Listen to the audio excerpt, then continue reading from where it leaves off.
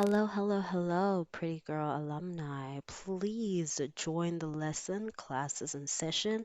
Grab some tea, popcorn, snacks, coffee, matcha, anything you need to keep you company. And let us begin with today's lesson.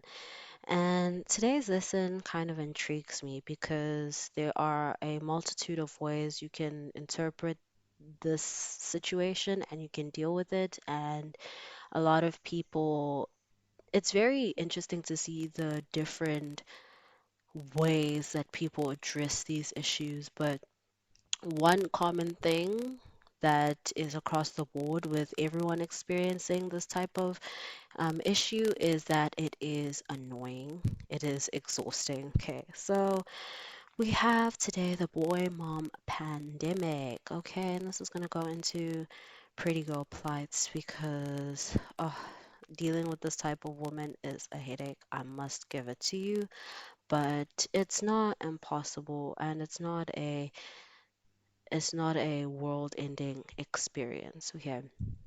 So, what is a boy mom? Okay, so my definition of a boy mom, there are multiple definitions on the internet. If you just go onto TikTok and you search boy mom, you'll find multiple videos of women sharing their experiences, their unfortunate interactions, and it's sad. It's just really sad. So my definition of a boy mom is a pick-me mother who is oddly attached to their son specifically, okay? And this is weird because a lot of the times the mom will try and compete with the girlfriend. She will ruin special moments. She will try to involve herself even more so in her son's life, which is like she was already crossing so many boundaries. And a lot of the times she will be very biased towards the son in no matter what situation.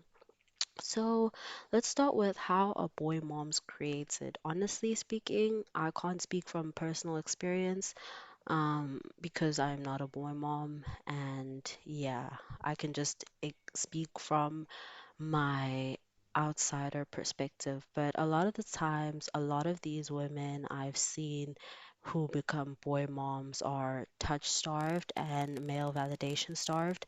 So they seek it from their sons because that is the only source of male attention that they get consistently or that they have control or access over. And um, these women have been in tumultuous relationships, maybe abusive relationships.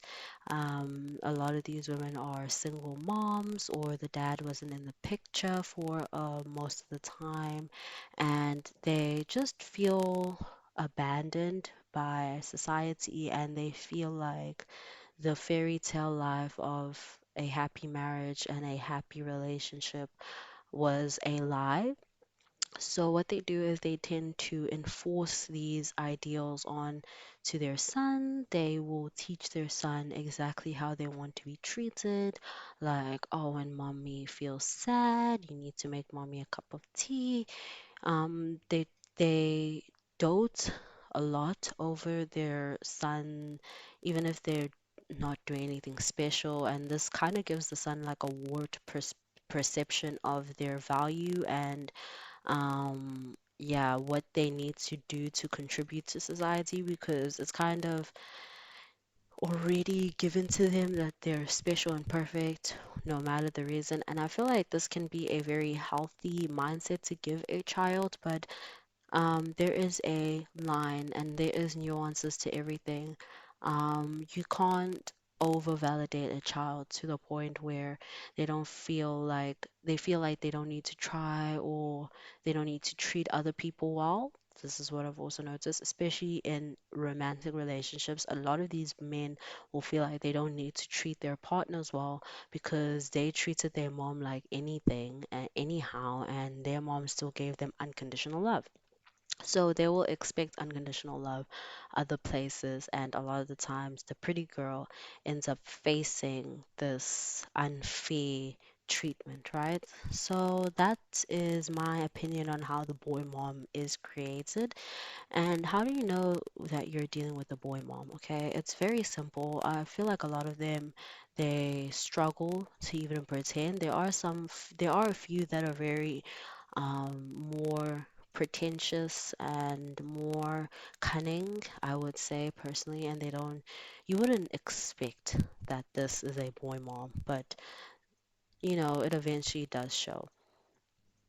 So, how do you know that you're dealing with a boy mom? Okay, so I'm going to talk on my personal experiences with my boyfriend's mom, ex-boyfriend's moms, and I've come across, and you'd be surprised how many boy moms there are, especially depending on um, how old your partner is, the age they were born in, because I feel like this new generation is more of the active feminists. They are more of the open-minded generation, like Gen Z and below, maybe some of millennials, but not that often.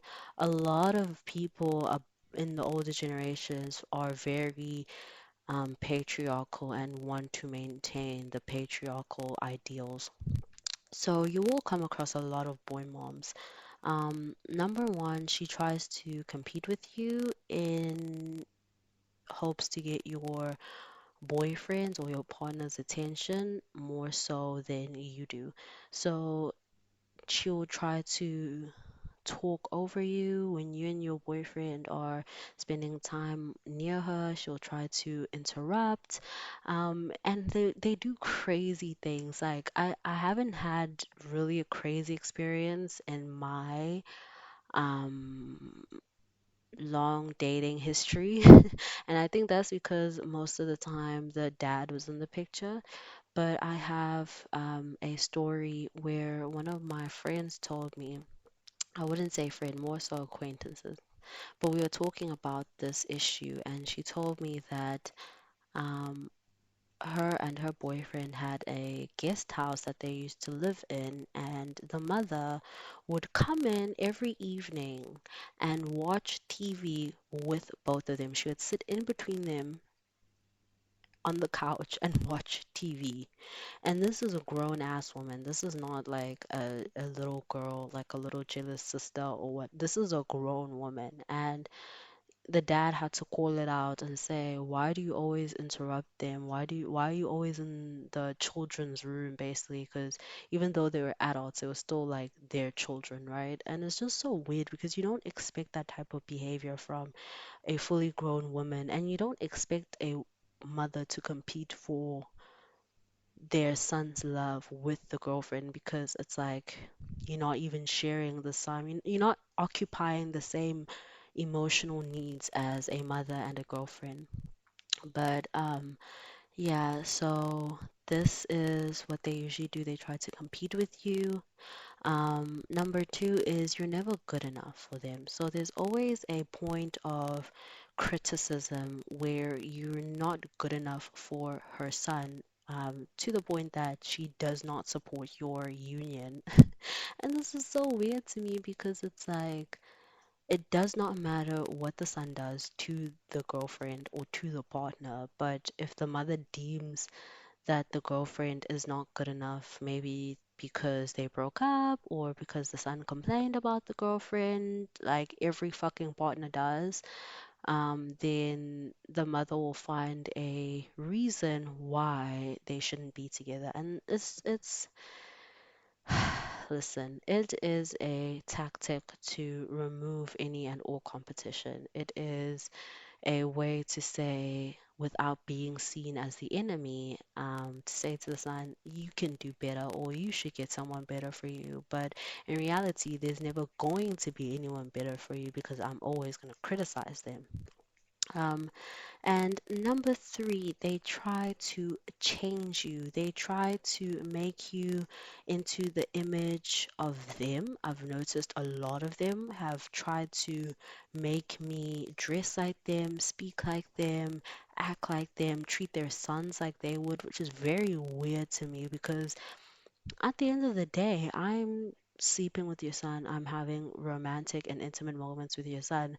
So why do you want to live vicariously through me? That is a little weird to me. That is the weirdest thing out of this whole dynamic. A lot of dynamics, I try to come from a empathetic standpoint. I try to come from a not a justificating standpoint, but from a understanding and a open-minded standpoint. But for this one, honestly speaking, I just think it's ego getting in the way. It's you not wanting to leave your dusty partner because he wasn't giving you your needs. So instead of doing what a healthy human should be doing and um, validating those needs through yourself or through a partner, you want to drag your child into that because they can't tell you no, they can't leave you. And that's another thing. It's also an insecurity thing.